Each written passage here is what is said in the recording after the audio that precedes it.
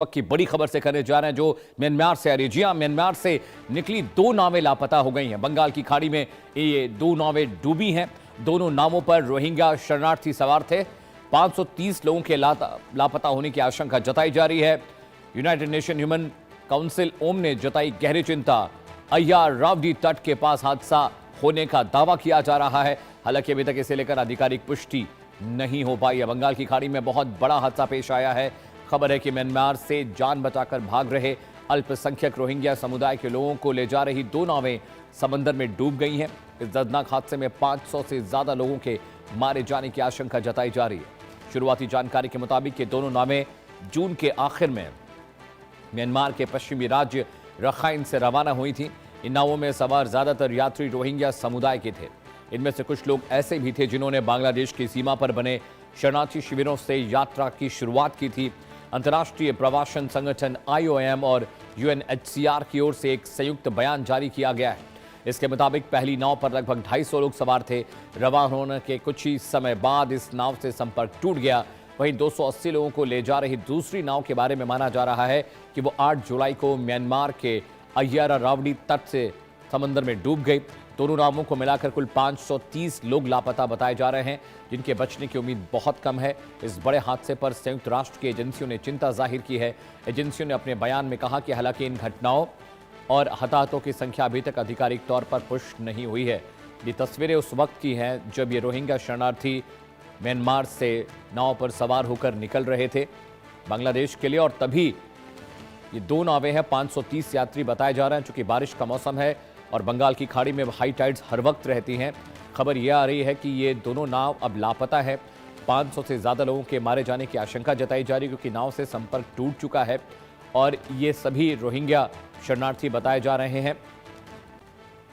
Rohingya शरणार्थी अक्सर बेहतर जिंदगी की तलाश में और हिंसा से बचने के लिए खतरनाक समुद्री रास्तों का सहारा लेते हैं। जून और जुलाई के महीने में मानसून की वजह से समंदर बेहद अशांत रहता है। ऐसे में इन ओवरलोडेड नावों का हादसे का शिकार होना इन लोगों के लिए जानलेवा साबित हुआ है। United nation human right council ने भी इसे लेकर चिंता जाहिर की है। और ये तस्वीरें उस वक्त की हैं जब रोहिंग्या शरणार्थी नाव पर सवार होकर म्यांमार से निकल रहे थे।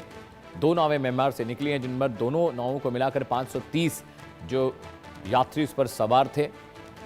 और खबर यह आ रही है कि दोनों ही नावें समंदर में जब पहुंची तो वो डूब गईं। किसी के भी बचने की उम्मीद नहीं जताई जा रही है।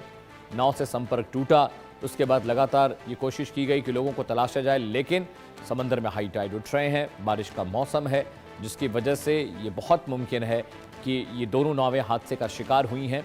इन नाव पर बुजुर्ग, बच्चे, महिलाएं, सभी वर्ग के लोग सवार थे और अय्यार रावडी तट के पास हादसा होने का ये दावा किया जा रहा है। हालांकि अभी इसे लेकर पुष्टि नहीं की गई है कि मौत का आधिकारिक आंकड़ा क्या होगा, लेकिन 530 लोग सवार थे, नाव लापता है। ऐसे में ये आशंका जताई जा रही कि जो सभी यात्री थे वो सब के सब इस हादसे का शिकार हुए हैं। और वो तस्वीरें भी हम आपको दिखा रहे हैं। ये प्रतीकात्मक तस्वीर है। म्यांमार से जब रोहिंग्या जो शरणार्थी हैं, जब मुसलमान वहाँ से निकले थे, उसके बाद उनकी दोनों नावें हादसे का शिकार हो गई।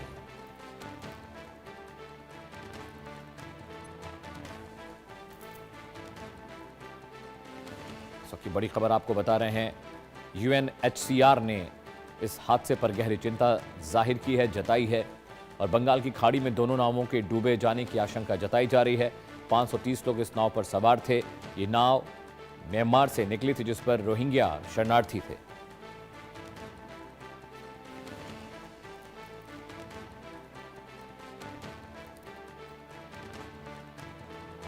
इस वक्त की बड़ी खबर आपको बताते हैं, बंगाल की खाड़ी में बड़ा हादसा पेश आया है।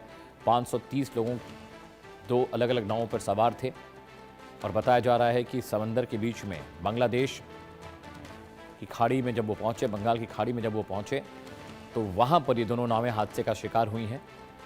500 से ज़्यादा लोगों के मारे जाने की आशंका जताई जा रही है। एक नाव जून के महीने में और दूसरी जुलाई के महीने में म्यांमार के से निकली थी और अब इन दोनों नावों के लापता होने की खबरें आ रही हैं। 500 से ज़्यादा मौतों की आशंका जताई जा रही है।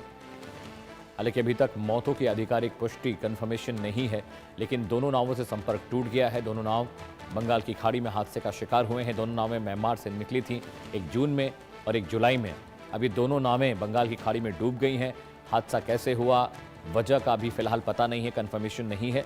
लेकिन चूंकि बारिश का मौसम है और इस वक्त जुलाई के महीने में समंदर में हाई टाइड्स होती रहती हैं, तूफानी मौसम रहता है बंगाल की खाड़ी में, और ऐसे में बहुत मुमकिन है कि ये जो दोनों नावें हैं ये हादसे का शिकार हो गई हों। United nation human council rights ने और आईओएम ने इस घटना पर चिंता जाहिर की है।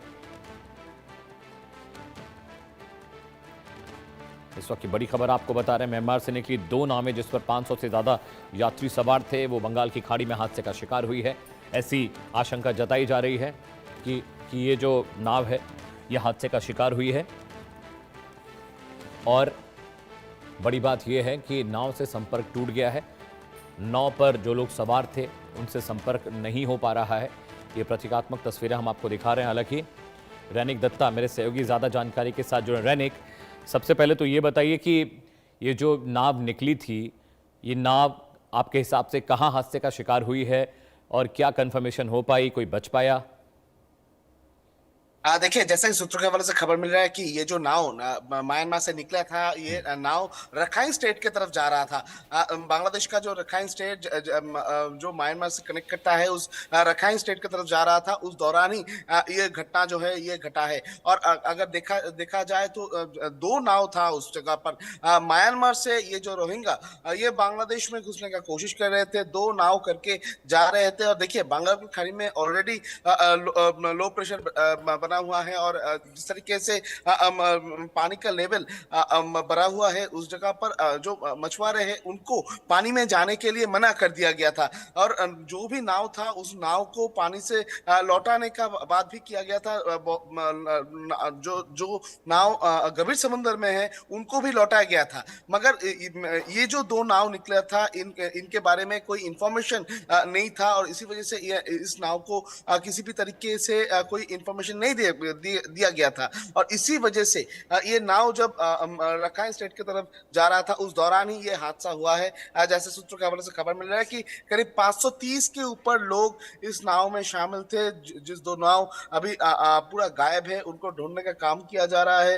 ये जो 530 के ऊपर लोग ये जो सवार होकर वो लोग आ रहे थे, ये लोग मैक्सिमम ही रोहिंग्या है, ऐसा ही सूत्रों के हवाले से खबर मिल रहा है। देखिए, बांग्लादेश गवर्नमेंट की तरफ से भी ये नाव को ढूंढने का कोशिश किया जा रहा है। उसके साथ साथ ही म्यांमार की तरफ से भी ये नाव को ढूंढने का कोशिश किया जा रहा है। और ये पूरा घटना को लेकर यूएन की तरफ से भी अभी चिंता जो है वो जताया गया है। अभी अभी फिलहाल देखना होगा कि ये जो 530 लोग इस 2 नाव पे सवार थे, उनका कोई ट्रेस किया जाता है कि नहीं, उसका उनका कोई पता मिलता है कि नहीं। मगर जो सिचुएशन बना हुआ है, वो सिचुएशन को देखते हुए अगर देखा जाए तो जिस तरीके से बांग्लादेश में म्यांमार से बांग्लादेश में आने के लिए लोग भीड़ कर रहे हैं, ये एक चिंता का विषय है। क्योंकि देखिए, जो रखाइन स्टेट, उस रखाइन स्टेट को लेकर इसके पहले भी बहुत सारा चर्चा हुआ था। म्यांमार के साथ बांग्लादेश का जो रिलेशन, इसको लेकर भी बहुत सारा चर्चा हुआ था। उसी बीच पर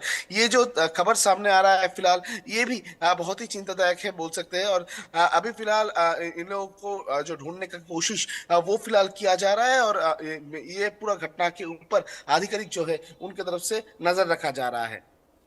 रैनिक, जब ये नाम निकली वहां